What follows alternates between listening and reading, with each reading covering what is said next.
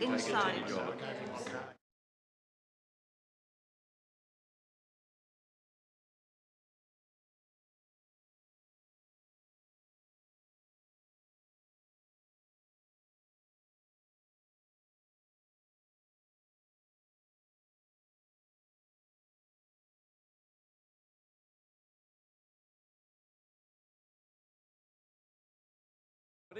We've got our IT expert here just getting it all tuned in for us. Are we ready to go? Thank you. I'd like to welcome everybody here today, councillors and staff, and declare the meeting open at 10 o'clock.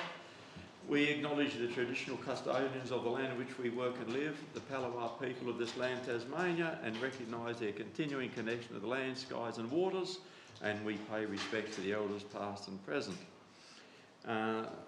Live audio streaming.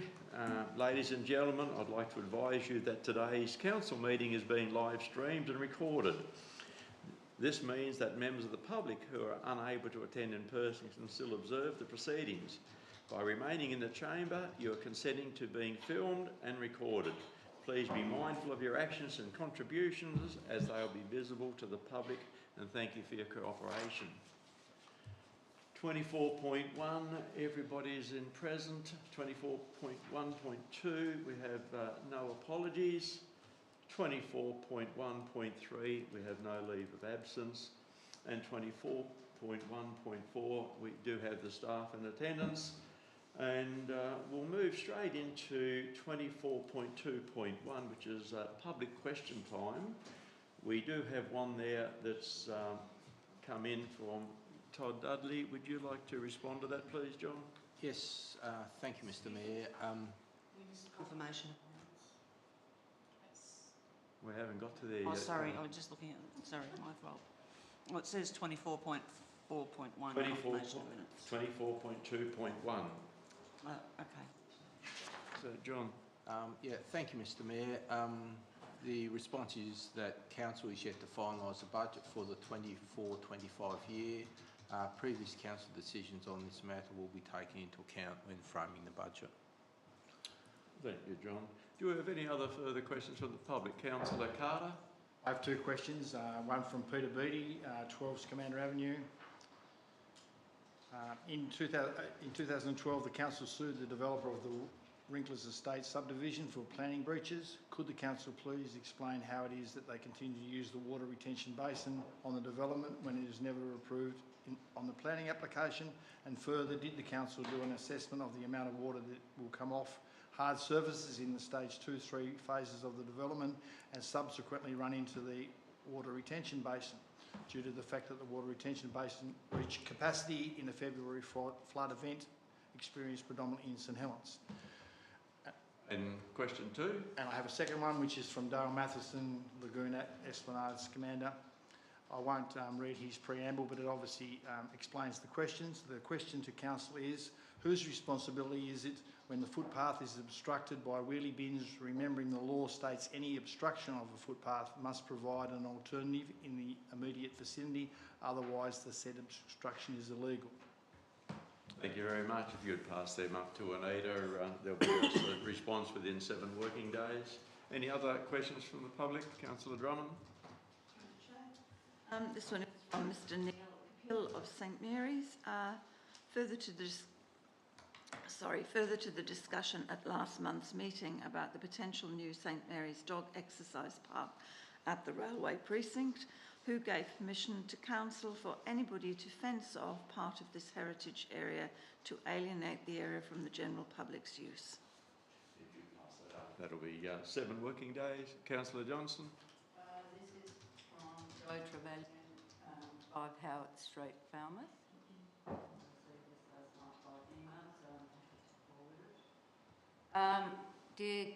Dear Liz, like many Falmouth residents, I'm deeply upset by the recent butchering of our Falmouth trees and bushes lining our streets. What was the specific reason for this butchering? Exactly how much did it cost? Was this cost derived from length of road covered, volume of branches cut, or time on the job? The word around Falmouth is that this was a result of a caravan getting scratched and the owner's insurance company threatening to sue the council. Sorry.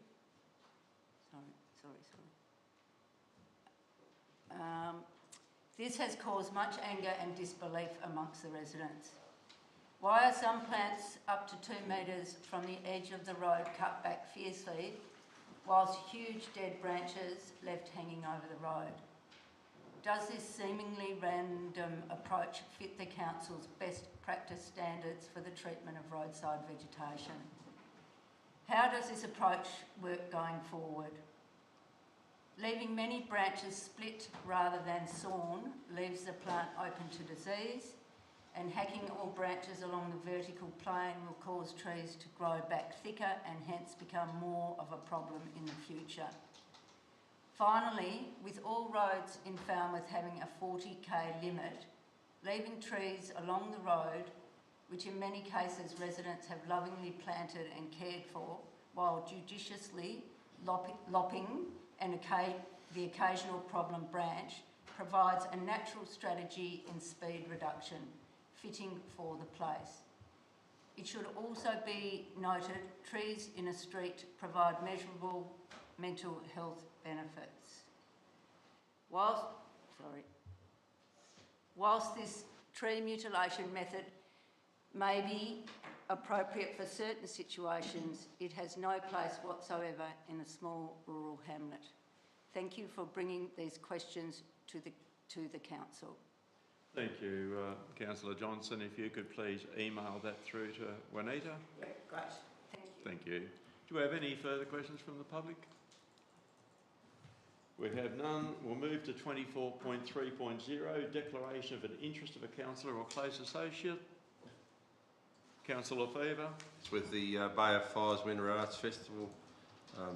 Motion, I'll step out for that one because my partner's on the committee. Thank you very much. If you'll just... I've done the form. Thank you. Do we have anyone else? Councillor Barnes? No, House is Tasman. Thank you very much, and you'll notify Juanita to sign the paper. Do we have anybody else? Councillor Wright? Thank you very much. We'll move to 24.4.1, confirmation of the minutes of the last council meeting on the 15th of April. Can I have somebody move? Councillor Wright, seconded Councillor Chappell. Do we have any discussion on those minutes and the accuracy? We have nothing. I'll take it to the vote. All in favour? Carried unanimous, thank you. 24.5.0 is the council workshop held since the 15th of April. For your information, we've had two, the financial workshop, the special one, as well as our normal one. 24.6.0 is the Planning Authority, and pursuant to section 25 of the Local Government Meeting Procedures Regulations 2015, the Mayor has now informed the Council that is acting as a planning authority under the Land Use Planning and Approvals Act 1993. Can I have somebody move that we go into planning? Councillor Johnson, seconded Councillor Oldham. All in favour? Carried unanimous, thank you. 24.6.1, the Natural and Cultural Values Management Shelter and Amenities Block. Good morning, Deb. Good morning, Deb. Good morning, councillors. Deb, would you like to walk us through this one for us, please? Certainly. So this is DA 041 of 2024. It's a development occurring on the Tasman Highway, St Helens. It's within the Natural and Cultural Values Management use class, and the development includes the construction of a shelter and amenities block. So the shelter and amenities block will provide small-scale facilities for activities conducted on the site in relation to that use class, Natural and Cultural Values Management. So the use class assigned allows for the use of land to protect, conserve or manage ecological systems, cultural sites and landscape values. So examples of development that you might find within this use class include track work and maintenance, management outbuildings being constructed and offices, and perhaps interpretive structures. So they're just examples of what you might find associated with that use class. So the use class is in line with the activities that have been proposed on the site, and the natural and landscape values associated with the site, they're largely managed through a registered conservation covenant with a relatively small area outside of the covenant, and they've located those structures within that area. So the site has a land area of approximately 194.5 hectares, with the site cover associated with this development totalling around the 40.4 square metre area. So the proposed use and development relied on demonstrating it was able to satisfy 3 performance criteria, and an assessment against these provisions is contained within the body of the report. The application received 1 representation, and the concerns raised by the representative mainly centred around the protection of natural values, including landscape and scenic values. So these also have been addressed within the body of the report. There is an error within the report which relates to condition 2, with the description of condition 2 including the term residential in residential car parking. So that's failed to be omitted. So we will omit the term residential, and the title for condition 2 will be car parking only. Okay. We've applied a condition in relation to weed and disease planning and hygiene, and additionally there's a condition relating to the ongoing management of any disturbed areas for regeneration and weed management that are associated with the outbuildings and the amenities block. The on-site wastewater management system will be assessed via the building and plumbing application phase in accordance with appropriate standards, and a recommendation for approval has been given. Thank you very much for that, Deb, for that comprehensive undertaking of that DA. Can I have somebody move? Councillor Fever, seconded Councillor Carter. Councillor Fever, would you like to comment? I just support the officer's recommendation, noting that it's a very small construction on a large piece of land. Very thorough report, and more than happy to support it. Thank you. Do we have any questions to our planning officer? Sorry, John, you've got a... Councillor Johnson first, I've got a query. Okay, Councillor Johnson. Thank you for this very thorough report and work on it. I'm just... My question is really around the scenic values and the building materials.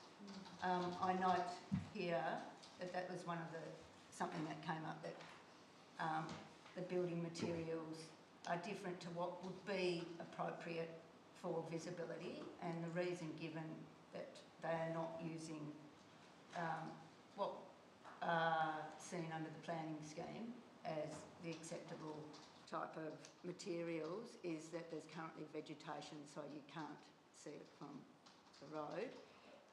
That's not always going to be the case. I'm just wondering, is it,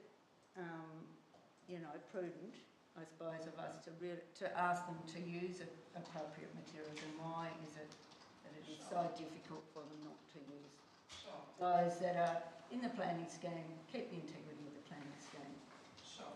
So there are a few areas where we need to consider this. The first one being the scenic road corridor. This one actually falls outside of the scenic road corridor, meaning it's greater than 100 metres from the road casement. So that provision didn't need assessment. It is brought up again in the landscape zone, and once again we've got quite substantial separation from boundaries that would lead us to believe that it's unlikely that this will be visible, because it relates, the materials that are don't meet the scheme relate to the roof materials. So there's an element of reflectivity there which will go over time. With another condition placed within the list of conditions is that they're to allow the regeneration of vegetation around that structure to give it a further barrier for any visible use in future. Yeah. So we believe it was adequately addressed in relation to what codes were applicable, distance from the boundaries, the further use of the site, and the ongoing regeneration of vegetation immediately around that area. Thank you for that. John. Yeah, thank you, Mr Mayor. I just wanted to clarify, just in relation to condition 2 and the amendment which you have identified, Yes, is noted to the term just delete- residential. Yes, just to delete the words Residential. just the word residential. So condition 2 will be car parking. residential use, both words get deleted. Yes, yes, yes. Do we have any further questions? Sorry, just to follow up, that, what page is that on? Sorry. Page 11. 11 it is. Okay, thank you. Any It's just- further questions? If we have no further questions, I'm taking this to the vote. All in favour? Carried unanimous. Thank you. The Mayor has advised the Council is now concluding its meeting as a planning authority under Section 25 of the Local Government Meeting Procedure Regulation 2015. Can I have somebody move that we move out of planning? Councillor Chappell, seconded Councillor Carter. All in favour? Carried unanimous. Thank you. 24.7.1 is council meeting actions and outstanding matters. John, would you like to go through this or just take questions? Happy to take questions, Mr Mayor. Do we have any questions on this, please? Councillor Drummond? Can I just ask, in relation to page 109, this is the online access centre fund and the raising. I was just wondering where we're at with that lobbying of the government. Sorry, I know that, and that's why I'm asking, because the government has been changed, and it's like, where are we at with it, with the new government now in place? Yeah, thank you, Councillor Drummond. Chasing the new minister and drawing the new minister's attention to the history of the matter. So, no doubt settling into their portfolios, but yeah, unfortunately there's been a ministerial change. I've also got one on page 110 regarding the reconciliation action plan. I know that some problems with staffing there. Do we actually have a date for that first meeting now? Through Chris, Mr Mayor, I'll need to check with the Manager of Community Services.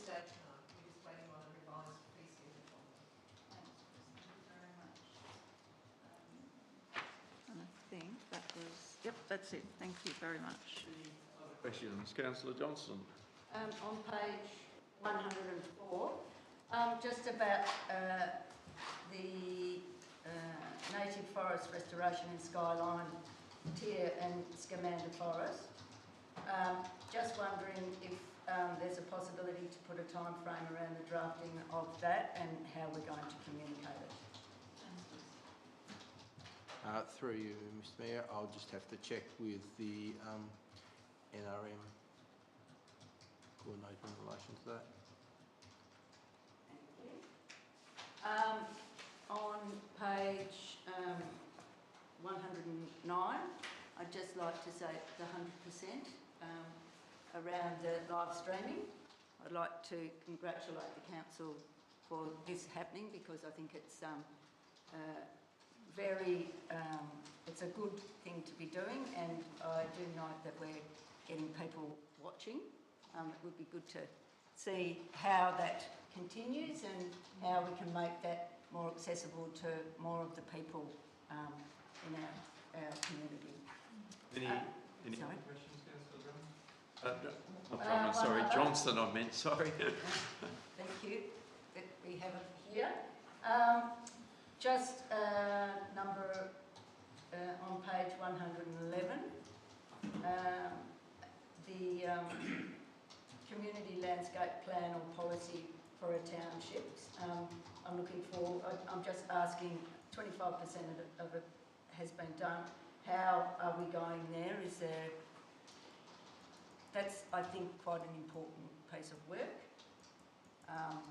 And especially with, for me, what has just recently happened in Falmouth, it's pertinent that I ask where we're at with that policy. Thank you, Councillor Johnson.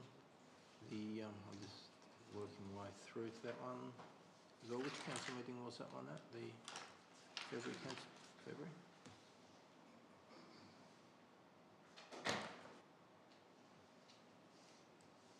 So just in relation to that, obviously, yep, because it's been dealt with internally, really depends on availability of resources there as well. And the current focus has very much been on budget, delivery of that, but obviously as we get through this process, then our attention will turn back to completion of these. But that's the situation that we have. It's an important one, and it links into a number of other pieces as well. But having the resources, there's only so much council officers can get done at any one point in time. Any other questions? Okay, if we have no further questions, we'll move on to 24.8.0 as petitions, which we have nil, and 24.9.1 notice of motion. Councillor Carter, would you like to move your motion? Yeah, is that exactly what I've got to do? Ask to move the motion? Yep, thank you. And we have a seconder for that? Councillor Wright. Councillor Carter, would you like to speak to your motion? I guess there's a fairly extensive explanation of my motion in that submission. I think there are a couple of points that I might elaborate on. One, that the existing complex plan specifies a 10 by 10, and that was a sort of a motivational exercise to get some activation in that area in terms of things that can be done at reasonable cost and predominantly through volunteer labour.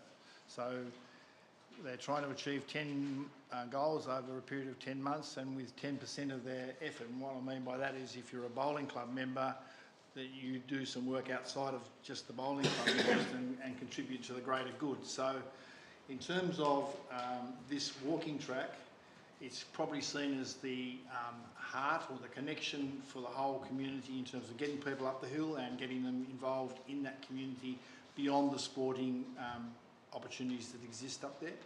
So that's the reason for this motion. Thank you very much, Councillor Carter. Councillor Wright, you have any comment? Obviously there's a report being sought for this, and it sounds to me like it's a pretty important part of Scamander to have this one up and running. Do I have any other comments on this, for or against? For or against? For? Yep, I'm not against it. I'm very supportive of it. I just have a fear that, and we've talked about this before, we have the recreational trail strategy and we have a list of tracks that need to be completed within the municipality. Whilst I'm very supportive of this particular local program, I wouldn't like to see that impacting in any way on that list of trails that are sitting there existing, and as we talked about, getting funding for those trails on a rolling basis. So that's my only comment. I am supportive of it. I just don't want to see it happening at the cost of losing other things that have already been identified and put into a waiting phase. Against? No. Anybody against this? For? Councillor Johnson? I hear what Councillor Drummond has said. I think what I really like about this is about the volunteer contribution. For me, that's something that we're always looking for, so very much supportive of that. And the idea of having trails that connect people, and in that precinct where we are wanting people to work collaboratively, I think it's a wonderful initiative. And I would hope that potentially this is providing the council, by supporting something like this, other communities to look at that volunteer contribution in improving their surrounds. So I thank the councillor for bringing this to us, and also acknowledge what Councillor Drummond has said about making sure that it doesn't impact on our trail strategy and the priorities that we have there. Have we got anybody else for or against? If not, Ian, would you like to close? I appreciate exactly what Councillor Drummond said in regards to the concern of setting a plan up and then deviating slightly. What I would say is, in this particular example, it can be made shovel ready very quickly, and one of the major problems we have with our proposals in Rounds Trails are we're predominantly dealing with landowners who are slow in supporting our initiative. So this is something that The land is owned by council and we can progress it quite quickly through the community support. So I think that's the slight difference, that we're too often dealing with agencies that do not allow us to progress our walking trails. Thank you very much, Councillor Carter. I will take this to the vote. All in favour? Carried unanimous. Thank you. 24.9.2 is the Alga emergency motion. Deputy Mayor Chappell. I'd like to move this motion. Could I have a seconder? Councillor Johnston. Councillor Chappell, would you like to speak? Thank you, Mr Mayor. It sits there before you. It's quite, there's been quite a lot of work that's gone into this, and firstly I'd like to thank Jane and Councillors Drummond, Johnston and Councillor Carter for their participation in helping to put this together as well. As we know, it's regardless of women's status in society, age, religion, political views or address, violence against women does not discriminate, and it affects women from all walks of life. Local governments can play a crucial role, as we know, in addressing violence against women and advocating for cultural and societal change due to our very close proximity to our communities. We're well placed to implement these policies, but we do need support from all levels of government. We are doing significant and important work in this space, and we could do more with a lot more support. Thank you very much, Councillor Chappell. Councillor Johnson, would you like to speak to this? I think for our council to take a leadership role in this, not only in Tasmania but in Australia, I think that is speaks for itself, and it makes me feel very proud that we are putting this forward, and thanks to all that have put the work in and acknowledging it. I do note that we are also, it is a time in Australia, or all over the world, but it's a moment in time that we can actually really get this out, and we can show great support, and hopefully having this in our local government, it will make it something that we think about in all that we do. Thank you. Do you have anyone who would like to speak against this? I wouldn't have thought so. Anyone like to speak for this or in support of? Councillor Drummond. Just to say that I think this is a vital motion. We started this process back in 2020 when we had Tricia Males come to us from our watch and speak to council about the prevalence of domestic and family violence in our community. Whilst that was an internal process, and we launched, or we put on the community website, the Domestic Violence is Never Okay, and we started looking at resources in the community. I think this is taking it to the next level, and I thank Councillor Chappell for raising it at the Alga level. And I think, yeah, this is a space in which we should be very active, because it is impacting large numbers within our communities. So thank you. Thank you very much to everybody, and I personally thank Councillor Chappell. We spoke about this, and this we thought was the best way to go, and I think it's a very good way to go. So if everybody's happy, Councillor Chappell, you have no more to say? I'll take this to the vote. All in favour? Carried unanimous. Thank you very much. 24.9.3. Once again, Councillor Deputy Mayor Chappell. I second this motion. Councillor Drummond.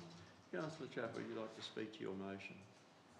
Leading on from our other one, I think this is something, more things that we can do internally ourselves. The motion is there before you.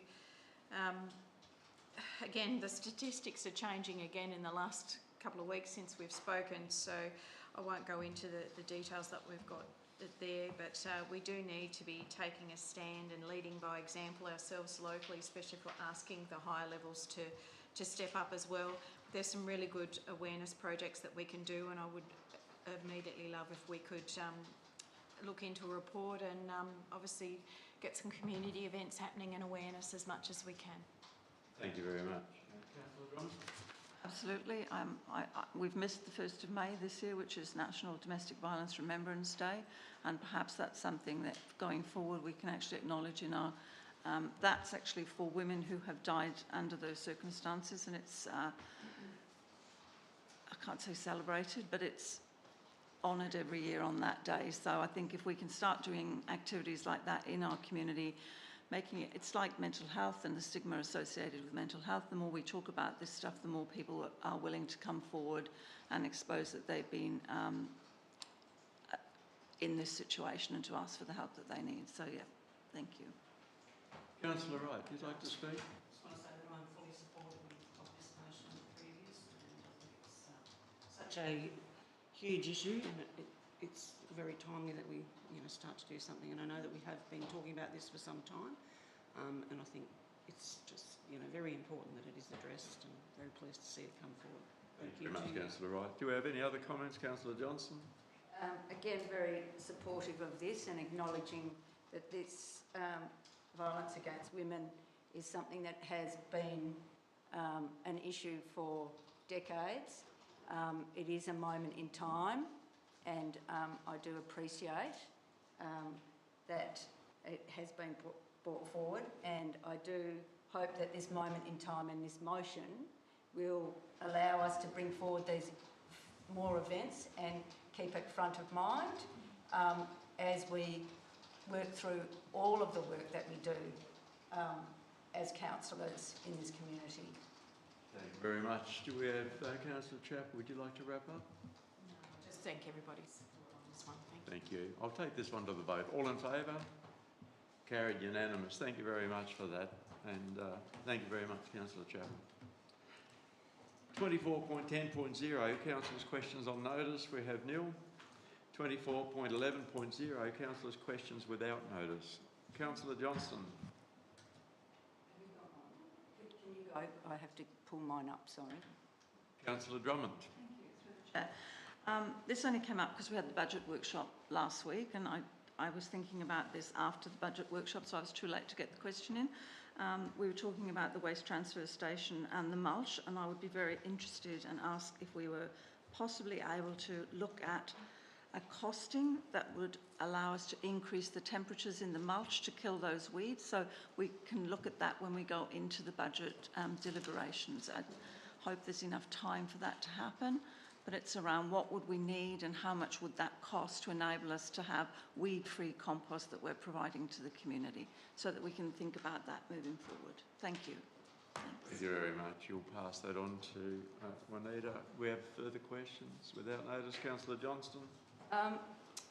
My questions are in relation to what happened recently on the roadside cutting of mature established young trees and bushes in Falmouth. I have had a number of telephone calls and conversations with Falmouth residents. Many residents are concerned and upset, explaining that the trees and plants lining the roads make Falmouth, the village, it is, and they've been harmed. One resident was in tears and said that they'd nurtured and cared for 2 of the damaged trees for 40 years. Some residents noted that council facilitates township plans, which residents participate in good faith. They then went on to say that no residents have asked for the roadside vegetation to be slashed the way it has been during the week of the 13th of May 2024. Residents also asked why they hadn't been consulted and why they hadn't been informed about the slashing and cutting of the roadside vegetation. Residents are understandably upset and bewildered by the above. My questions without notice are: why was the slashing and cutting of the roadside vegetation in Falmouth in the week of the 13th, slashing and cutting of the roadside vegetation in Falmouth in the week of the 13th of May 2024? I do have this all written to send you. Why were the Falmouth residents not consulted about the slashing and cutting of the roadside vegetation in the week of the 13th of May 2024? Why were the Falmouth residents not informed about the slashing of the roadside vegetation? Why wasn't the slashing cutting of the roadside vegetation in Falmouth communicated via Council's Facebook page and the Council newsletter? Why was the slash and cutting of the roadside vegetation in Falmouth random? It varied from one road to another and from one verge to another. Is there a standard for the cutting of roadside vegetation, and if so, did council have this as an expectation for the contractors or the council work team? Thank you. Thank you. If you can And I'll forward that to email Juanita. that to Anita. Thank Thank you. Do we have any further questions without notice? Thank you. 24.12.1 is the Mayor's communication for the period ending 20th of May. 24.12.2 is the Councillors' reports for period ending 20th of May. Bragaday Chamber of Commerce, Councillor Chapel. It was quite a long meeting, the last one, a bit of a catch-up, which was really good. There was some information that they've brought forward. There's been access to a regional tech hub, which helps businesses with training and education. Juanita, I can send you some notes on this if you like. The visitor map that they produced is nearly complete. They're just waiting for a couple more advertising spaces on the back of that, and then that'll be ready for businesses to hand out, which is always quite popular. They encourage people to vote for the Beenalong Bay Top Tourism Town, which has now closed. We were able to source a rep from Chamber of Commerce for the Bendigo Bank Stadium Committee, which was good. I gave the council update and fielded questions on notice to provide an update. Of course, there was one in regards to, again, questions about the sealing of the Ansons Bay Road. And they were after the current status of the LPSs as well. And we had a presentation from the history rooms and the Visitor Information Centre, which was amazing and really informative. So I really enjoyed that. Thank you. Thank you very much, Councillor Chapel. NRM Special Committee, Councillor Drummond. We haven't had a meeting, but we do have one in approximately 2 weeks on the 4th of June. Thank you. East Coast Tourism, Councillor Barry Lefebvre. We have a two-day meeting next Wednesday, Thursday at Bishna. Thank you very much. Mental Health Action Group, Councillor I'm Lefebvre. attending an event at Fingal on Thursday regarding mental health. Thank you very much. Access Inclusion Advisory Committee, Councillor Drummond. We've got a meeting in just over 1 week's time, 29th May, and we will be taking the policy review to the committee in the draft form, ready for approval to go out to community consultation.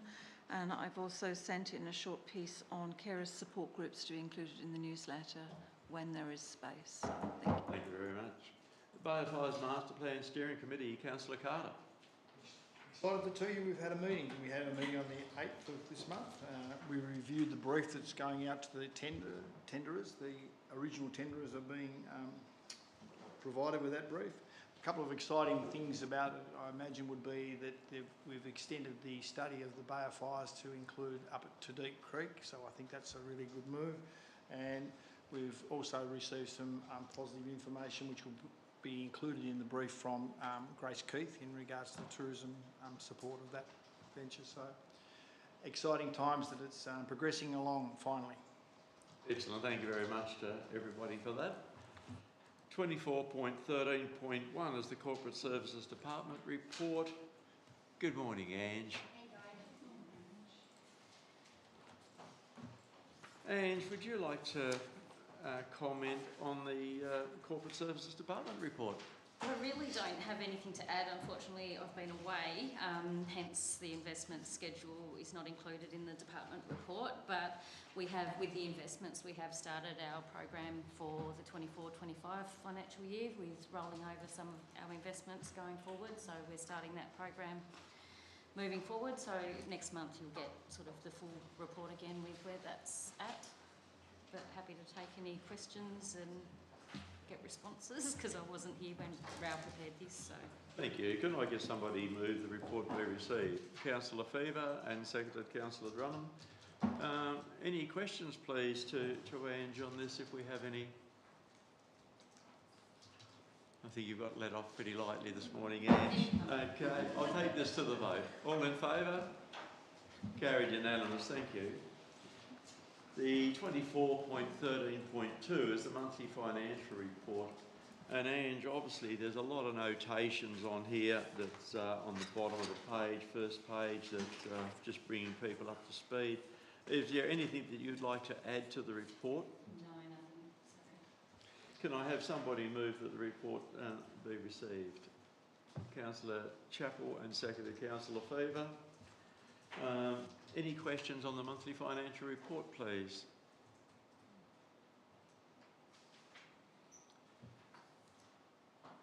We've done very well. I'll take it to the vote. All in favour? Carried unanimous.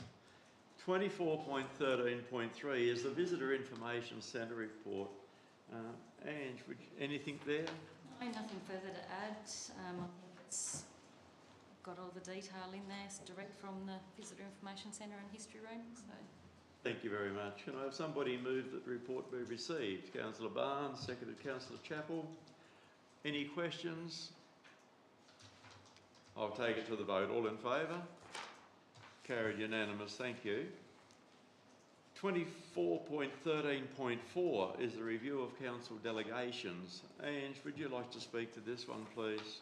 This item was presented to the last workshop to council, and these delegations are just the operational side of things. It doesn't change what we already do and how we address various aspects of the legislation, e.g. the cap management, things like that. It's just providing delegation to officers to be able to undertake the duties as required. So Simmons Wolfhagen's legal advice is attached for information, as well as the reviewed delegations. Thank you. Can I have somebody move the officers' recommendations? Councillor Barnes and seconded Councillor Wright.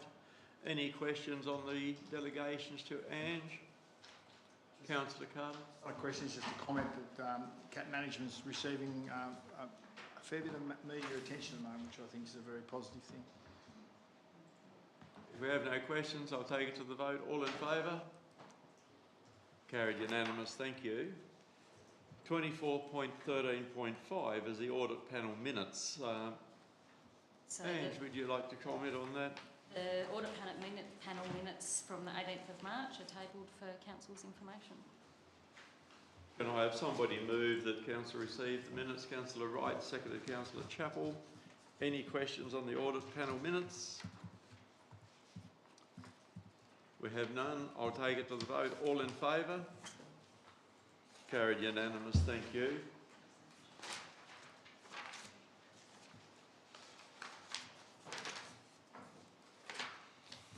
(24.14.1) is the Works and Infrastructure report. Good morning, David.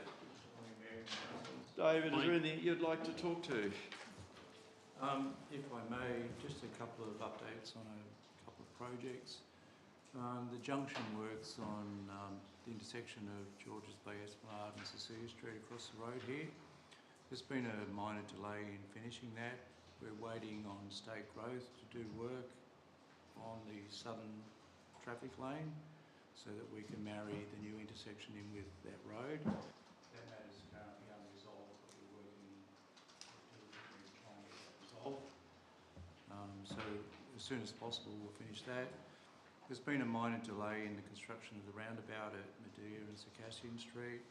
We've got some contracted delays around laying the Coombe Channel required, and that impacts the rest of the project. So that program's now been moved to June, July. It'll be a month late. Ansons Bay Waste Transfer Station, we've had an issue there on the 7th of May where the green waste was burnt without approval and without permits in place. The Ansons Bay Brigade were involved with that, so we're doing an investigation of that currently because that poses a lot of questions around why these things happen, and we are required by various regulations to have permits in place for that type of activity.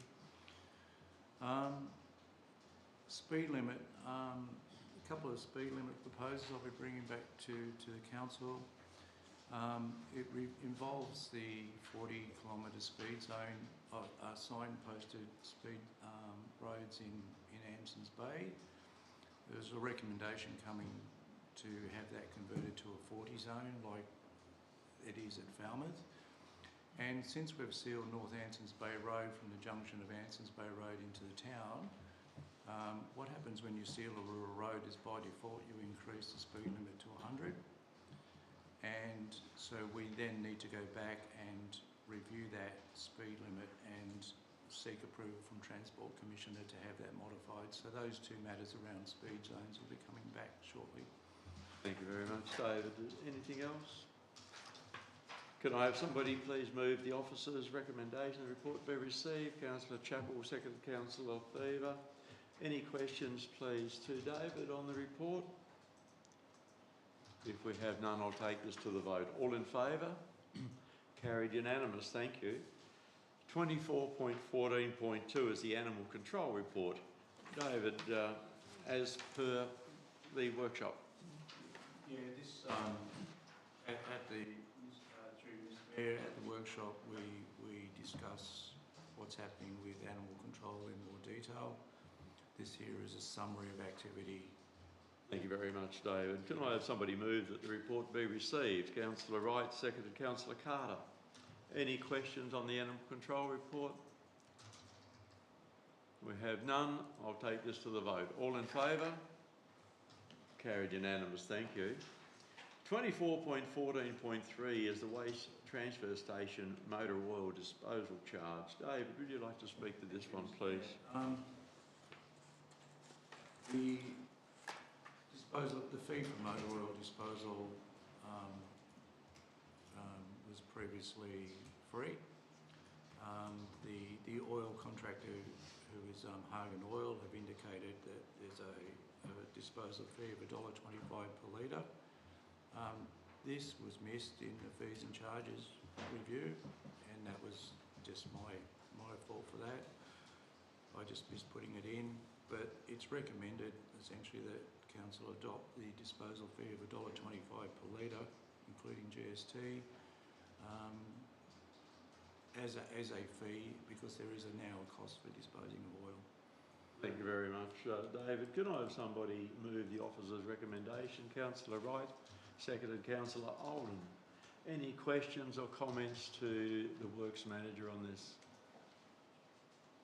Councillor Wright? Just that I was surprised that he'd been in charge of disposing some oil a few weeks ago, and I was surprised that he wasn't in charge of it, so Okay, if we have no further questions or comments, I'll take it to the vote. All in favour? Carried unanimous. Thank you very much, David. Good morning, Chris. 24.15.1 is the Community Services Report. Chris, would you like to talk to and walk your way through this one? Thank you, Mayor. So we had a discussion with Reconciliation Tasmania late last week, so it missed the agenda. We're just waiting on a revised fee schedule to come in. There have been some changes in the fee structure, so before we can start the process, we need to get that all signed off. As I've mentioned, the Scamander Balmoral survey has closed, and we'll be bringing a report to the June workshop with the outcomes of that in regards to Balmoral Park and the outdoor gym equipment for Scamander. I'd like to thank all those that attended the volunteer event at Easy Tiger. I think everyone that came enjoyed it thoroughly, and it was a great event to do as well, to acknowledge the volunteers and all the work they do for our community. But if there's any questions. Thank you very much, Chris. Can I have somebody move the officer's recommendation the report be received? Councillor Johnston, seconded Councillor Barnes. Any questions to our Community Services Officer? Councillor Carter. Not exactly a question, it's just some comments and support. In the recent month, there's been quite a number of important forums. I'll just list a couple of them. The LGBTIQA+ and Disability Forum occurred on the 18th of April, and obviously council officers helped coordinate that. I guess my point would be, I hope we can encourage that forum to continue on an annual basis, because it's really important that our community begins to understand the complexity of the whole circumstance. I certainly was very challenged by being present, but certainly came out well informed and much more prepared to consider things. So I think it's something that's vital in our community, and they did indicate that they'd be happy to come back on an annual basis, and I think we should continue to support that organisation. The community garden was extremely well attended, and again, I think it was an absolutely fantastic experience to see the effort that went into creating that event, but more importantly, the number of people that attended it and enjoyed the whole circumstance. I also sat in on the Youth Collective meeting, and Leah made a presentation on that day, which was quite amazing. But I think what concerns me about that Youth Collective meeting, we had it to try and ensure that there was support for youth into the future. And by the number of people present on the day, that was quite evident that people want it to continue and they want to support it. I guess it's, again, a matter of most of these sorts of things depend on funding from other sources, particularly the government. And when those sorts of things are tardy, then you tend to lose some of your staffing profile and you need to start again and all that sort of stuff. So I guess the resolve that came from the meeting is to make sure it continues into the future and supported, and I hope that that will be the case. And can I just finish by saying going to that volunteer afternoon was an amazing event from the point of view of a councillor, but it was quite inspiring. But I think it's important that council knows just how much it was appreciated by most of the volunteers that I spoke with. So thank you, Chris, for that as well. Thank you very much, Councillor Carter. You made a lot of very valid points and comments there, and I think everybody appreciates that. Councillor. Ask Councillor Barnes just to update councillors on the youth projects. You certainly can. Councillor Barnes, would you be able to step up to the plate, young man? I can. So we've identified at the Neighbourhood House that the youth projects are really important. We have, at the last board meeting, allocated $25,000 from our own budget to support those programs until the end of the year. We have Brian Mitchell attending to talk about youth programs on a Friday in the first couple of weeks of June. I forget which date that actually is. Brian had been at the House previously, and we pointed out that the current funding was DSS funded through the federal government, and I think got him on the back foot. So yeah, he's coming back to have a chat with us around possible funding around that program, hopefully moving forward. And we've also have approached Bendigo Bank, and I'm waiting a response if they can give us some sponsorship around youth programs into the future. Chris, have you got any further comments? Councillor Johnson? Thanks for that update from the Neighbourhood House, Councillor Barnes. I was going to ask about that it was in the area of youth, how that there is wanting to be meetings. It would be good, it seems now that the Neighbourhood House is looking at taking on some of these wonderful projects and initiatives. Just wondering, is there a role for council, councillors, to have set up a regular meeting with youth to bring that forward? Through you, Mayor, so I meet with Neighbourhood Houses as well when we met with the groups. I've also had separate meetings with Tony, with Free to Be, to try and keep that on the ground running and also extended in some ways. So there are ongoing conversations that we're having as well. So yeah. And, sorry, I had one. Sorry, Mayor, through you, Mayor. Just the other one was to thank the council and also obviously all the volunteers for what they did for the festival. I attended as a councillor, but I also attended as a volunteer, and it was a wonderful event. And the volunteers, and thanks to others that do a lot of in the volunteering space, like Councillor Drummond, we were all there and we very much enjoyed it, and it was a great celebration, and thanks to the council for doing that. And I enjoyed the colour of orange, Mayor. It's a bright colour.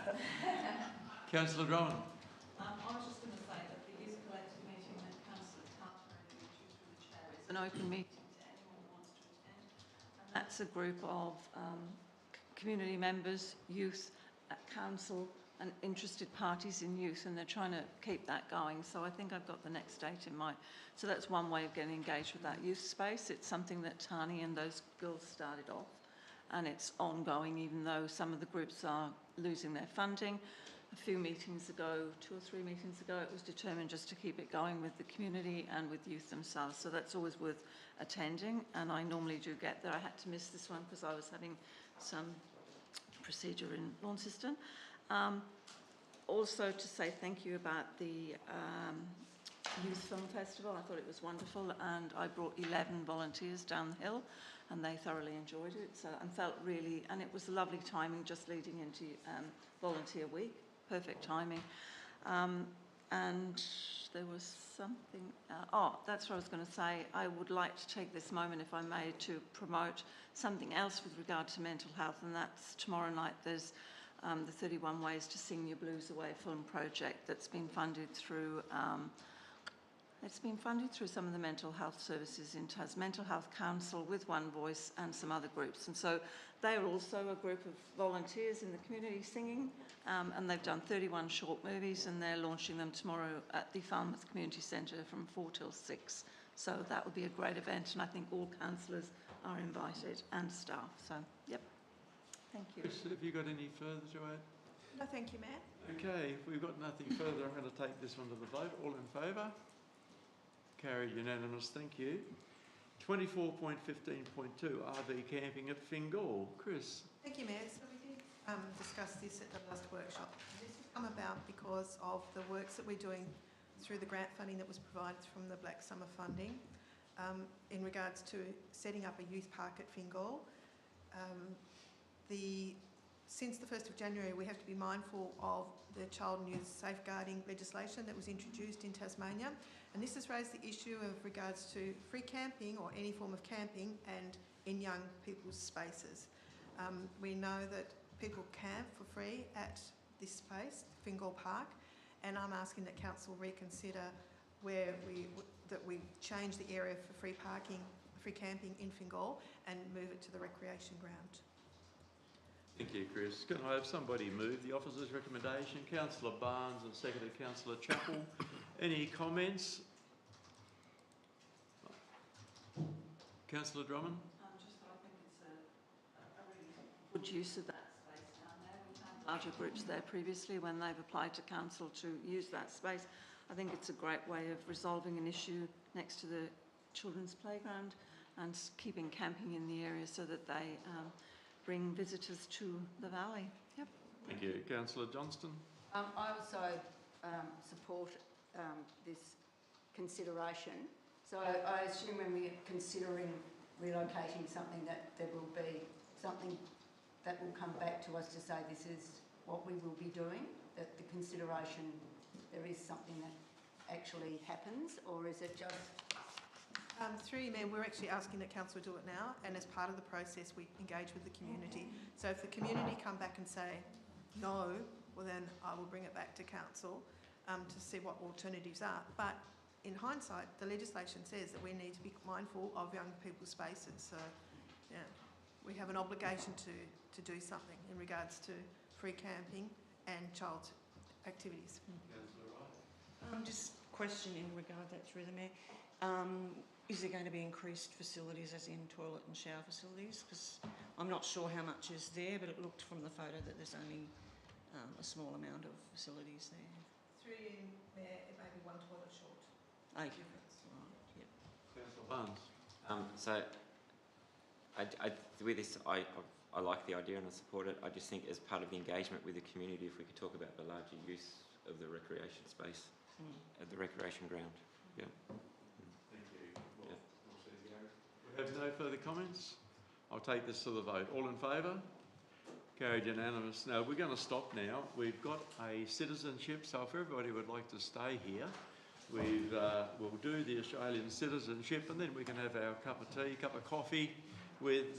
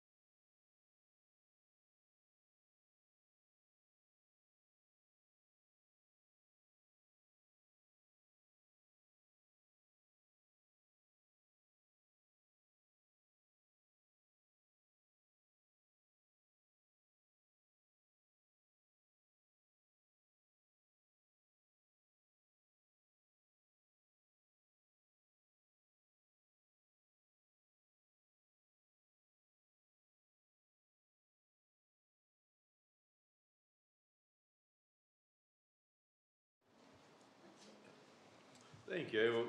I hope everybody had a little bit of fun and a nice cup of tea and a bite to eat. So we're going to move on to 24.15.3, and Gary, you are leaving the room for this one. Thank you.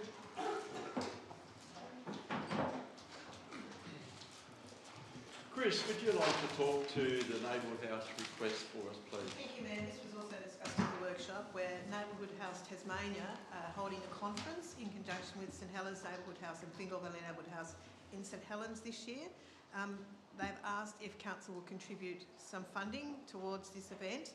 It brings an exceptional amount of people to our community, not just those that are attending, but their partners as well. And there's also the opportunity for councillors to attend the conference, or the community to attend the conference and some of the events as well. So they're asking for financial support and also support, and the support in regards to hall hire will be taken off the $5,000. So it's a $5,000 package in total. Thank you very much, Chris. Can I have somebody move the officer's recommendation? Councillor Wright, seconded Councillor Carter. Anybody would like to comment? Councillor Wright? I'm very much in support. Councillor Carter? In addition to the number of people it will bring to the conference, it will inform better practice in the future. So I can't say there's anything other than an amazing opportunity for a break a day. Thank you very much, Councillor Carter. We got anyone who'd like to speak against this? Councillor Johnston? This is not against, but a question. It is mainly for, and I know we've spoken about this, but it's mainly for Neighbourhood House staff and to attend this. We've noted here that conference registration is also open to the public to participate, which gives, and I don't think it is the entire community, because it's $495 to participate in it. So I just would like to note that. What would you like to? Your I question? just my question is. Well, we're a little bit lost. Well, I'm sorry. it's where you asked if people were for or For or against. against, you're yes, against. and I need to just say that there's something in here which doesn't ring true to me, that it actually gives some in the community an opportunity to participate, not the entire community. That's what I was noting. Can I just clarify that? So one of the events is the Community Garden Open Day, which is open to all the community at no cost. So there is the opportunity for them to go. They're also having trade stalls and things like that. It's my understanding that is also open to the community and free of charge, so it showcases what the houses do. So there are opportunities where people can attend at no cost, yes, but to actually attend the conference, and I know that's the full package, and I believe that there are other packages available as well, which are a lot cheaper, yeah. Councillor Drummond, you're for or against? For, I just would like to clarify a few things, if I may, sorry, through the chair. We've got that Break a Day Council will be provided with 4 non-member tickets to the conference. So is it anticipated they would go to community members, Chris, or to members of staff? Or? Through Mayor, it's entirely up to council if they would like them to be offered to community members. Certainly we could do that, or if councillors wish to go. There are council staff actually on the planning committee as part of the event too. And it also says we would like to invite the mayors and councillors to be part of the proceedings. So I'm just curious at what level we're going to be involved and if we're going to be up for the $495 as councillors. I just wanted some clarity around those last few paragraphs. It doesn't really, I'm not quite sure. We've got 4 tickets, but then mayor and councillors are being asked to be part of the proceedings. Is there an expectation that we would pay the full $495? Even though, as you say, there are a couple of events which are free. So I'd just like some clarity around that. Through Mayor, you've been asked to open it, I believe, or if you haven't yet, you will be. I haven't received that as yet. But obviously, if it doesn't conflict with anything else in my diary, if I'm not in Canberra or anything else, I'll be definitely opening. If not, it'll be my deputy mayor. It's through Mayor, I can certainly find out. Thank you. No further questions. I'll take this to the vote. All in favour? Carried unanimous. Thank you. Yeah. I'll swap with him. No worries. Just ask if he kept the seat warm for you, mate. Thank you very much, Barry. Out goes Barry and in comes Gary. Revolving door. It's really good to see people put their hand up and disclose early in the piece. Thank you very much for both of you two for doing that.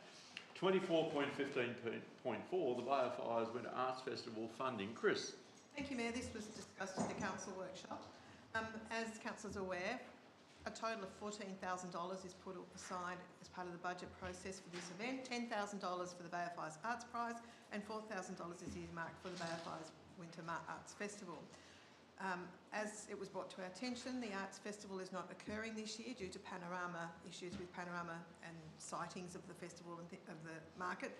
So it's not going ahead. We received a request that the $4,000 still be paid to the committee. After the conversations at the workshop, the following recommendation was that we didn't reallocate the funding for this year. Councillor Wright, before I do that, I've got to have somebody move the officer's recommendations. Councillor Johnston, seconded. Councillor Chappell, thank you. Councillor Wright. I just have a bit of a concern here because there's this email that we received the other day, which is the rationale of why the Bay of Fires Arts Association were requesting the extra funding. And it just concerns me that that was sent through on the 21st of March and we didn't receive it until the other day, because that's information that we probably should have had when we were having that discussion at the workshop. And I just feel that there is some validity to their requesting, because they do other things. I mean, they've been supporting additional costing for additional events. And I just, if I'd known this information before, I probably would have taken a different opinion and been more supportive. Explanation. So I met with the Deputy President of the committee and said that we'd heard at this stage, even before we received any formal notification that the market wasn't going ahead. And you know, could he let me know, or could they put something together? They put something together. I then spoke to the President of the Arts Committee and asked them to put something together. Now, they didn't resubmit that the second time, but we did resend it to you, and you do have the opportunity to change the motion if you wish. Councillor Drummond. I too think it would have been useful to have been over this information prior to the discussion at the workshop. However, I also feel that the committee needs to take control of their applications for funding. And when they're asking for $4,000 for a market that doesn't exist, that makes it very difficult for us as councillors to be able to say, yes, we can authorise that. However, if they put in a different sort of application, so this does fall back to their responsibility, if they put in a different application saying that the $4,000 was going to create and support these other items, then we may possibly think about increasing the $10,000 to $14,000. As it stands, we were being asked to give $4,000 to a market that wasn't taking place. So a bit of confusion, and I think that rests with the committee to be very clear in their outlining what their grants requests are for. So that's just my... To respond, so through the Mayor, we did talk about the other options that they did at the workshop, yes. We did speak about it and we made reference to the poster that was at the back, yeah. But I agree, you know, the information should have come with the initial application. Okay. Any further discussion on this? Councillor Carter? I guess my concern is just in looking at the overall picture of the arts in Breakaday. I guess what I'm trying to say is this is not the only organisation that exists, and we've just previously funded some sculptural trail stuff and things like that. So I would hope that in the future we have an overarching body of the arts that furthers this conversation, and when these specific submissions come to council. Having said that, I'm more than understanding and supportive of all the things that have been said at the moment. It was really difficult to make a decision and then have other information further down the track. If I may, Councillor Carter, we have every opportunity right now, if somebody would like to move an amendment, change that decision, as that was the officer's recommendation based from our workshop and the discussions, and hence not all the information was freely available. Councillor Wright. I would actually like to make an amendment to the motion that we do support them in light of the further information that has been provided. I can see that there is. Would like to move a motion to amend the officer's recommendation that we do support. Allocate this $4,000. Thank you. Do we have a second for that motion? Councillor Drummond. So, we have any discussion on the new motion? Councillor Wright? Sorry, that Councillor Wright moved. Councillor Drummond? Yeah, look, It's not really a motion, the officer's recommendation, is it? It's really a new motion. yeah, so, through you, Mr Mayor, given the proposed motion is directly contrary to the original motion, it's not really an amendment. What we would need to do is to put the original motion and anticipate that that would not pass, and then a second motion to actually make the allocation. So we'll take this one as a foreshadowed motion. A foreshadowed motion that the funds be made available. Okay, if you're happy with that, John, I will first, with everybody's permission, take the officer's recommendation to the vote. If that fails, we have a foreshadowed motion. So the officer's recommendation is we do not allocate the $4,000 for the 23-24 budget, which was initially allocated to the Bay of Fires Winter Arts Market, to the Bay of Fires Winter Arts Festival, as the market will not be taking place this year. So that is what we're voting on at the moment. I will take that to the vote. All in favour of that? We have 3, Councillor Carter, Councillor Johnston and Councillor Chappell. Against? Councillor Barnes, Councillor Wright, Councillor Drummond, Councillor Oldham and myself. So that first one is lost. Yes, you certainly may. Right. Against was Councillor Carter, Councillor Chappell and... For For the motion, sorry, was... And Councillor Johnston were for that motion, and against was all the rest. That's easy. So we have a foreshadowed motion. The foreshadowed motion is that we do support the $4,000 for the Bay of Fires Market. That's been moved by Councillor Wright. Do I have a seconder for that motion? Can I ask, it's not for No, the not market? yet, not yet. I have a seconder for that motion. So, That wasn't formal. So Councillor Drummond has seconded the motion which was foreshadowed, which Councillor Wright has moved, that we do allocate the $4,000 to the Bay of Fires Winter Arts Festival, not the market. Arts Sorry, Festival. it's your motion. Yeah. For the purpose of Additional programs that they are involved in. I mean, they're not doing the market. festival to provide additional resources to this year's festival. Yep. So if you'd like just to read that out, please, before we discuss that. The council allocates Resources. $4,000 to the Bay of Fires Winter Arts Festival. Bay of Fires Winter Arts Festival to support the activities of the 2024 festival.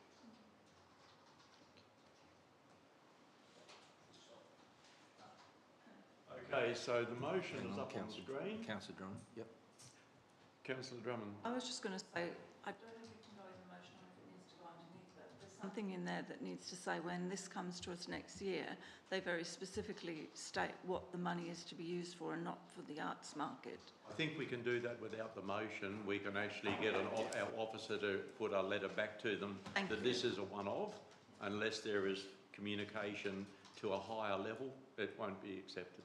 Thank you. Now, before that, everybody's got that on the screen. The council allocate $4,000 to the Bay of Fires Winter Arts Festival to support the activities of the 2024 festival. That's been moved by Councillor Wright and seconded by Councillor Drummond. Do we have anyone against this?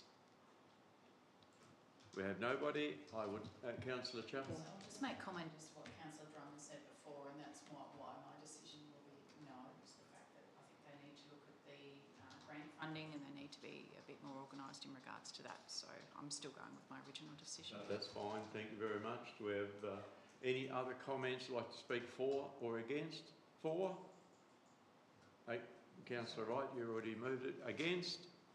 Okay, I'll take this to the vote. All in favour? Councillor Barnes, Councillor Wright, Councillor Drummond, Councillor Oldham. You can't be for and against. Sorry, Councillor Johnson. It's a different motion, and Okay, Councillor Johnston, and we have against Councillor Chappell, and that's it. That was it. I'm abstaining because I got confused before. And Councillor Carter has abstained, so that is carried. Thank you. Councillors. 24.16.1 is the Development Services Report. Yep, thank you, Mr Mayor. Apologies from Development Services Coordinator Jake Innan today. He's tied up with other activities at the moment. So just in relation to the report, I just note a few things that planning activity levels is tracking along just probably a slightly lower level than previous years, but it's fairly consistent in relation to that there as well. Number of strategic land use planning activities which council officers are progressing as in amongst their other activities of dealing with DAs and etc. In relation to the capital works projects which Jake has reported on there, a number have been completed. Obviously the big ones that are going on at the moment are to do with the Black Summer bushfire ones, which are progressing through that process as well. So they're drawing to a conclusion over the next few months. They'll be great to get completed, but happy to take any questions and endeavour to answer them, Mr Mayor. Can I have somebody move that the report be received? Councillor Barnes, seconded Councillor Wright. Any questions to John on the Development Services Report? Councillor Drummond. Just one question, and it's related to the new evacuation centre and the exhibition hall. Do we know when the reports from the engineer will come back to council for consideration? Through you, Mr Mayor, I would anticipate the report should be received in the next week or so. Jake met with the engineers etc. on site, so once they get their act together, so as soon as we have the report, we'll be bringing it through to council for council's consideration. Hopefully we've got it for the June workshop, but no promises on that because the agenda's only a week away. So the agenda's only a week away, so there's no guarantees on that. So hopefully we've got that. Do we have any further questions to John? If not, I'll take this to the vote. All in favour? Carried unanimous, thank you. 24.16.2 is the final report of the Lower George floodplain. John? I'm just waiting for our NRM facilitator to come into the meeting, Mr Mayor. Okay. I'll send him a message. Molly, you see if he's out there with Chris Hemsworth, please.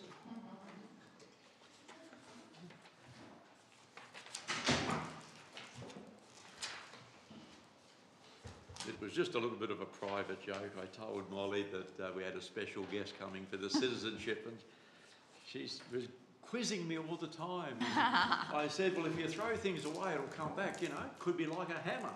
That was my hint. And Chris Hemsworth, he was here in Tassie in January.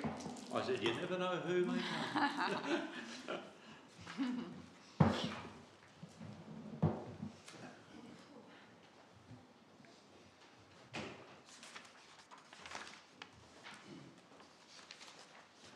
Good afternoon, Polly. Still good morning, Polly, I meant. If you'd like to walk us through the floodplain evolution impact assessment. Thanks, Polly. Thank you, Mayor. Through you, councillors. We didn't have a lot of changes to the draft, which council reviewed. Did add a few comments, for example, about willows and replacing them with native vegetation in one location, and also emphasising that the bay natural environment also potentially affected. Great. Thank you, Polly. Can I have somebody move that we receive the officer's recommendation? Councillor Lefevre, seconded Councillor Johnston. Any comments to Polly on this report? Councillor Fever? It's like to say, I think it's a really terrific report. Some of the material in it is really disturbing, but it's easy to understand and easy to follow. And I think it gives us a clear direction to go for in the future, in the future, including getting funding from state and federal. I'm sorry, people, I'm not being rude. I've just got to notify our next person to come to the meeting. At what time? I think we need them in here. I'll get sorted. Thank you. So, if we have Councillor Drummond. I was just going to say, I think it's a great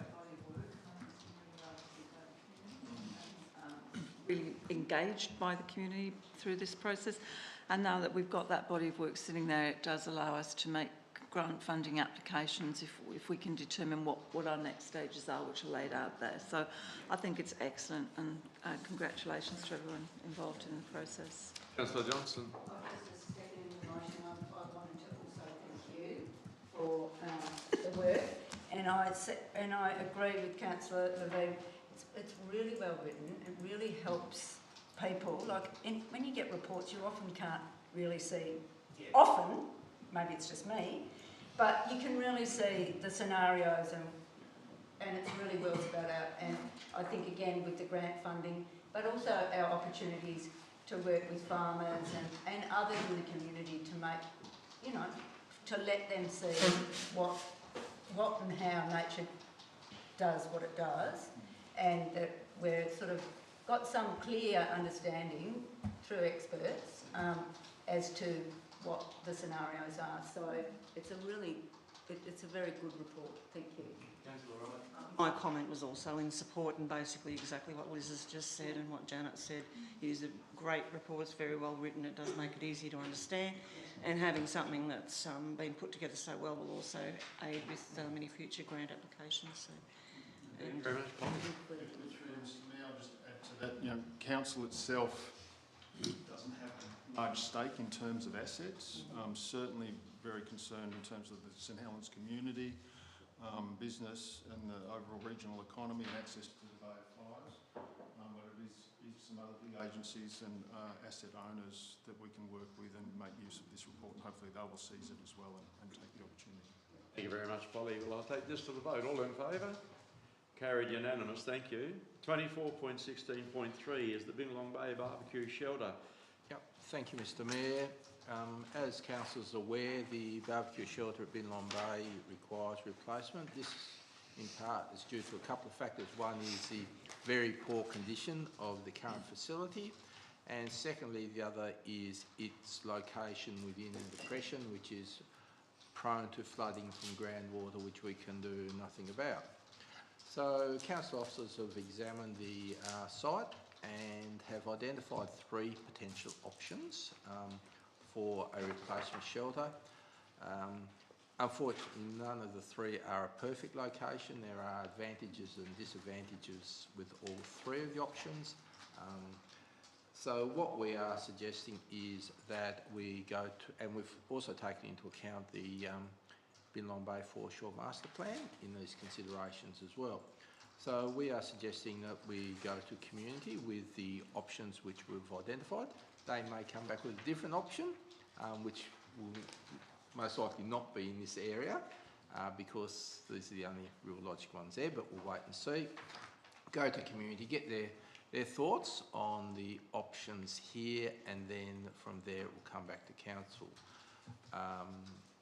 Jake has also identified the need to make an allocation in the budget to continue these works. We've certainly been through initial design phase so far anyhow.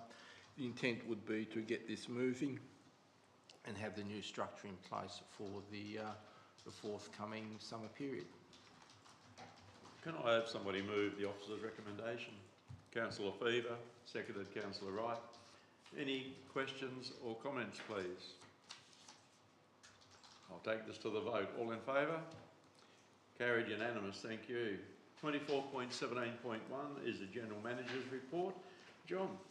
Yeah, thank you, Mr Mayor. Just a couple of things here, and just following on from the from the comments that were made during the community services report.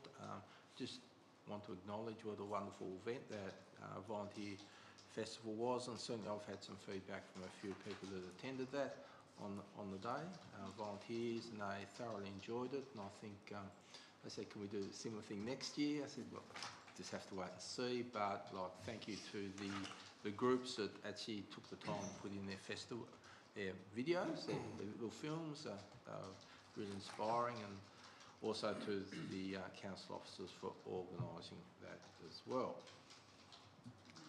In relation to the Tasman Highway Corridor Strategy, obviously, as I've said, and I mentioned at council workshop, etc. Look, the questions in the survey were quite generic and seemed to have quite a significant focus around public transport and active transport, as in walking and cycling, and people could be forgiven for being quite frustrated with the nature of it. Anyway, the frustrations I have conveyed back to the Department of State Growth, and in doing that I've also suggested to them that when they come to do their community, the consultation community engagement plan for St Mary's Pass, we'd be more than willing to have a look at their draft engagement plan before they implement it. So they seem to be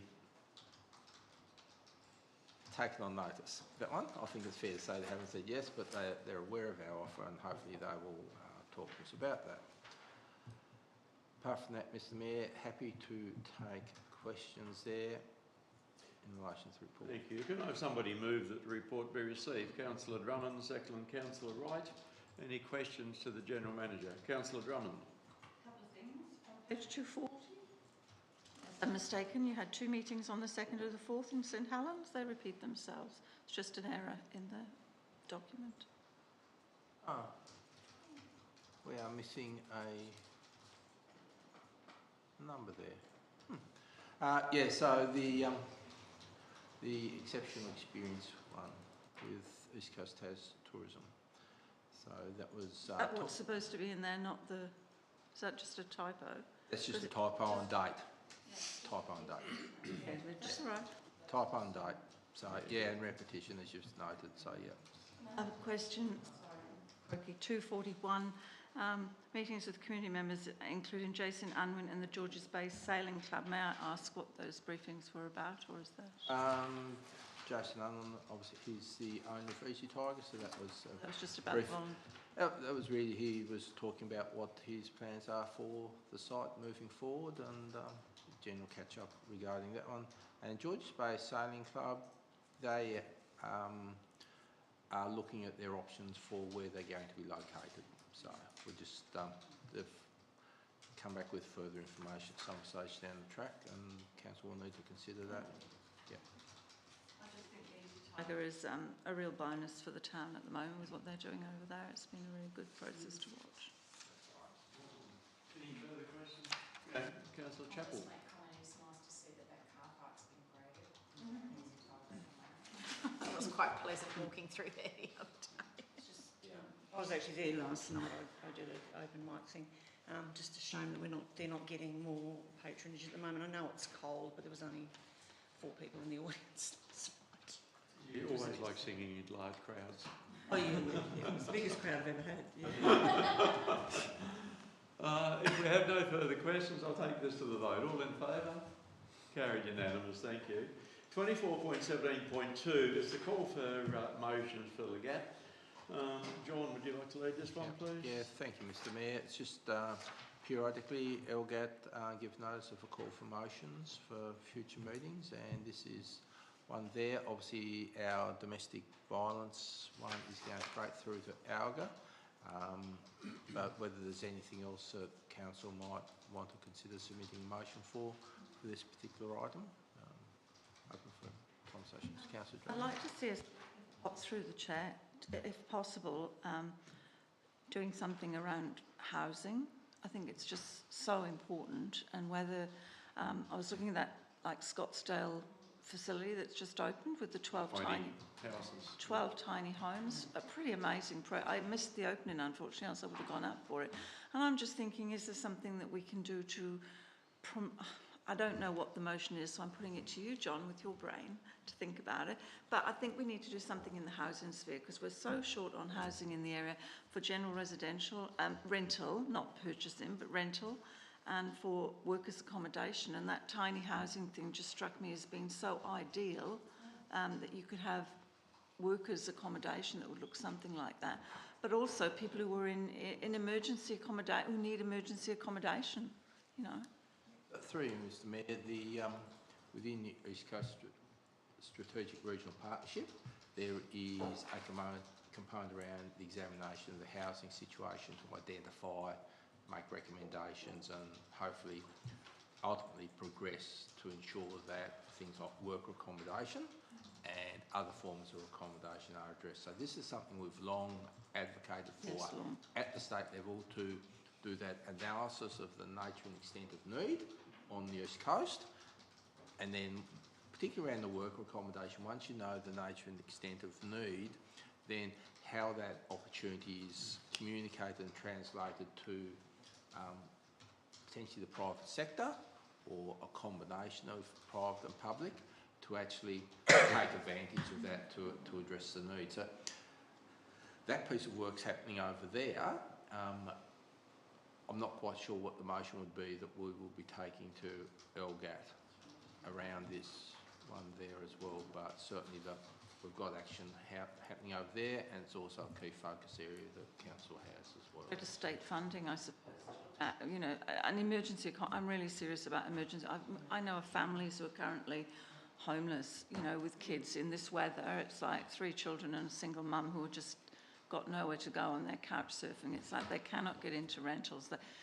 Something has to, you know, something has to give, really. This is why we've been advocating so strongly with state to build affordable housing. Obviously, the project we've got coming through at Fingal, that's part of our action there, but we just need to keep pushing for these projects to occur in our communities, and be accepted within our communities. There is state funding out there for accommodation. It's federal. Just like and federal, and we just need somehow to grasp it and just work with it, you know.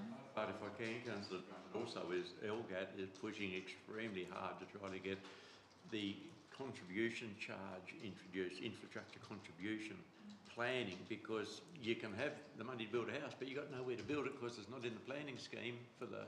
We've got to really do some dramatic changes in rezoning and allowing things to happen, and that's where LGAT is working really hard with the government and trying to get that stuff across the line. So not only government, but independents and opposition infrastructure contribution, because there's people who've got land banks and they won't develop because of the cost.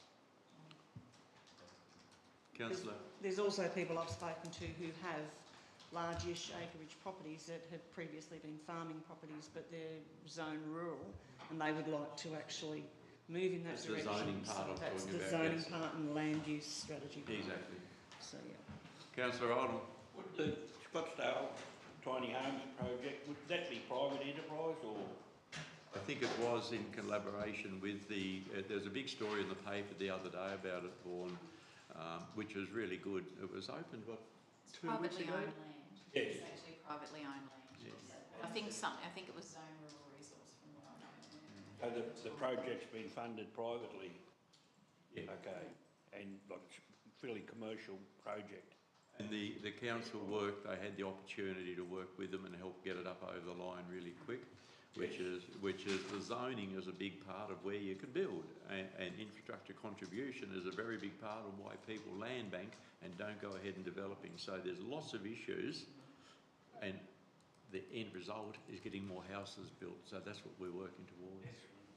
We've got hopefully we've got a new economic development officer coming on board, and that could be, you know, looking at a partnership with council, with this tiny homes company who seem quite keen, with the state government, looking at what land is available, and I think that could be a really solid way in moving forward. Sorry, Through Mr Mayor. And that's what we've done before. We've looked at establishing those partnerships, which is what we did with Centacare Evolve. We assess the opportunity. So establishing strategic partnerships to unlock and create housing is a really important piece of work that which council can do and is doing as well. So the piece around the worker accommodation is just a bit more complicated because there's no real data around the nature and extent of need. So we need that data, which, as I said, can then help with business case development and potentially might be able to access funding through the National Housing Strategy Initiative or whatever they call it at the moment, which they're advocating. Amazing to have like 12 small homes that we could have just for emergency accommodation in the municipality, you know, that we could, whatever the scenario might be, that they would be there for rental for people who are in that kind of crisis mode. No.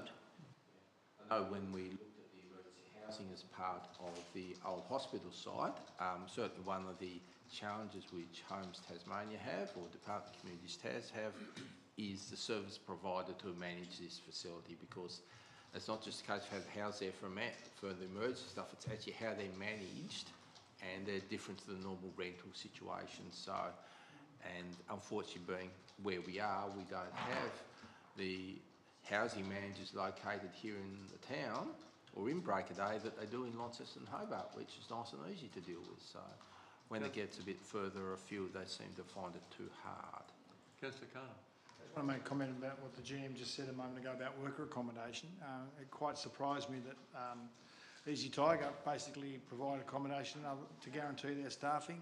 Scamander Resort the same, and Pelican Sands over the other side of the river, same thing again. And it's quite surprising how much is required and how much it's already happening just slightly behind the scenes. And Panorama were previously They were doing doing that as it. well. We've had chefs in St Helens living over the summer in their cars because they couldn't find We accommodation. need to do something. So look, thanks for that. We'll work on that one, but that one's got to come September. So we've got plenty of time.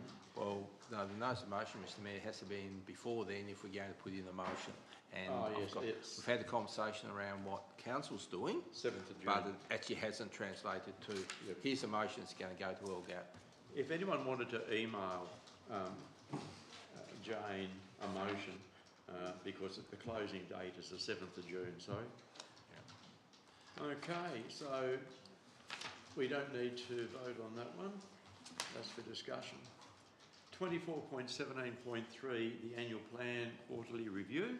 Yep, thank you, Mr Mayor. So, as received at the workshop, here is the annual plan quarterly review, noting that aiming a target of 75%, we are sitting at 67%. In my report, I've outlined areas where we've got some significant variation. Some of them relate to either external influences, which are a bit beyond our control. Others relate to resourcing as well. One particular, and timing, one of the ones that I do want to note there is in relation to population one, I mentioned in there about being delayed due to the Strategic Regional Partnership, and it is an item within the Strategic Regional Partnership.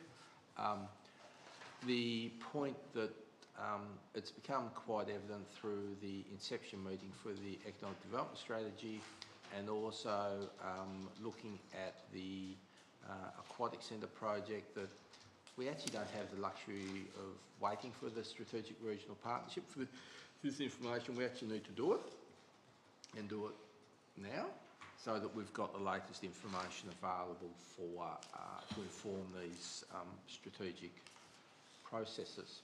So based on that, I've had a meeting with Lisa Denny last week, and we've talked about updating the information for Break of Day, but also providing information, and she understands the projects we've got going on, but also looking in a bit more depth at the housing, also the health, education, and a range of other things related to that. So for the councillors that were here previously and have seen the presentation and report, Lisa will take a very similar approach to that there, but also provide a bit more of a detailed written report at the end to give us the latest population projections. Treasury, I note, on Friday have released their updated projections. following their review of what they had originally projected, using more up-to-date trend information. And so they've just published the high, medium, low, serious projections for various, all the local government areas around the state. So I haven't looked at it in detail, but certainly I'll be including that in my report to the next council meeting. But I'll circulate the link to council so you can have a little look at that as well. But it's timely. That was one of the other reasons why we hadn't been able to progress, was we were waiting for Treasury to actually release their information. So Lisa will be working on that now for us as well. Can I have somebody move the report be received? Councillor Fever, seconded Councillor Barnes. And questions? Councillor Wright. I just had a question on the aquatic centre feasibility study.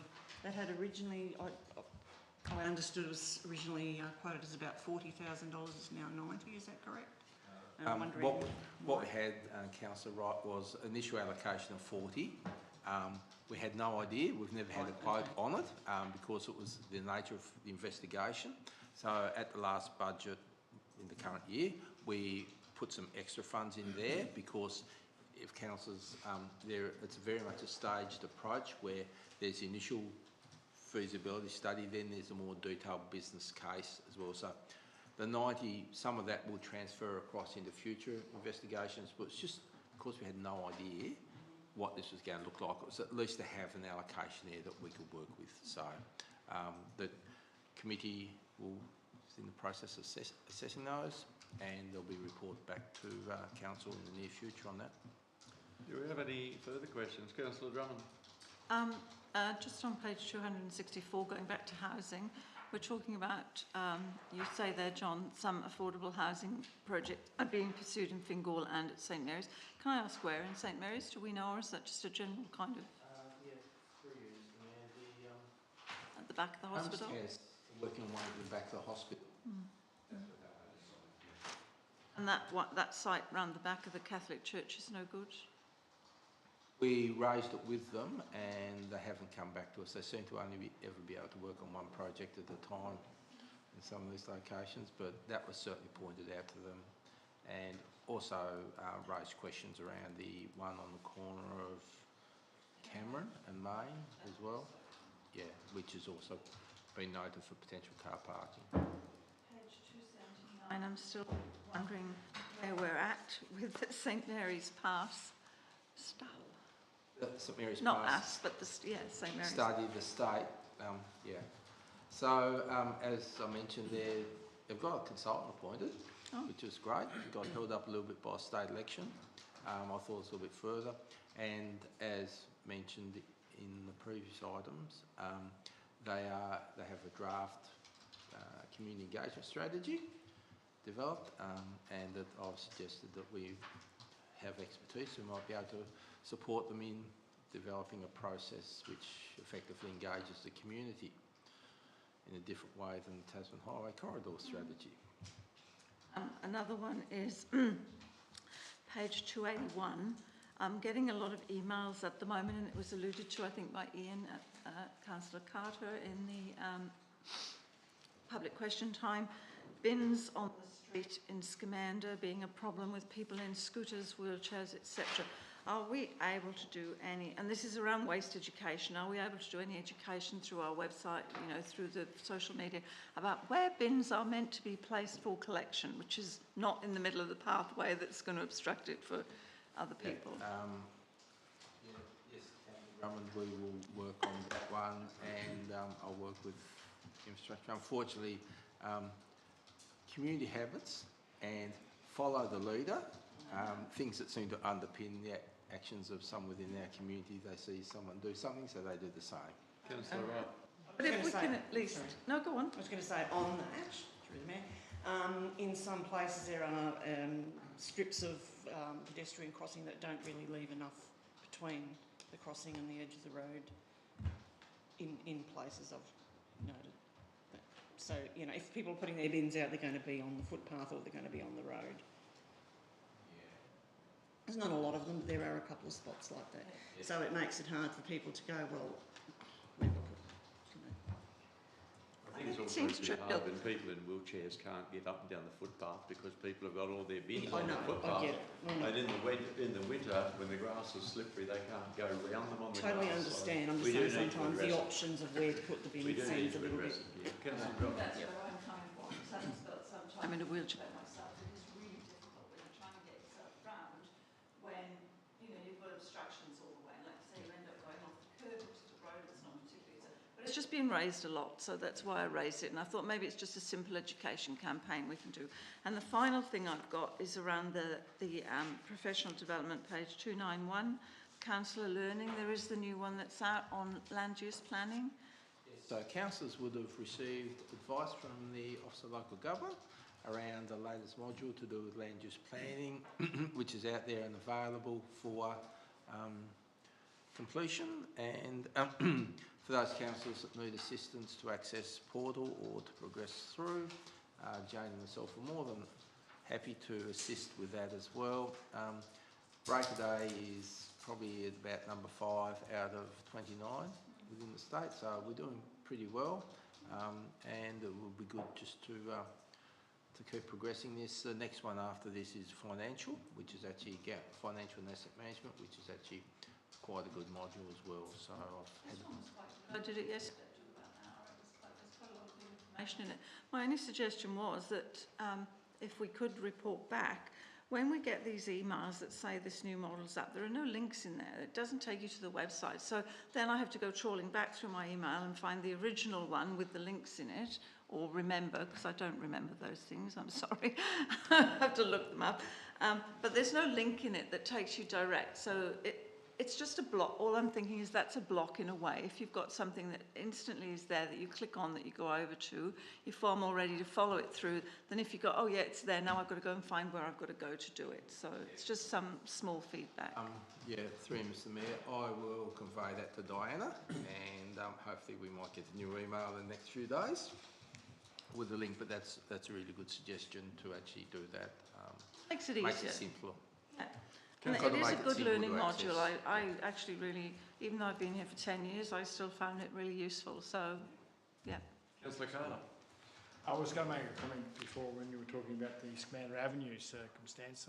I think the nature of that whole structure is prohibitive for everybody to do the right thing. I think most people are trying to do the right thing, but it's very difficult to provide for access and comply with what you're expected to do in terms of putting your rubbish out.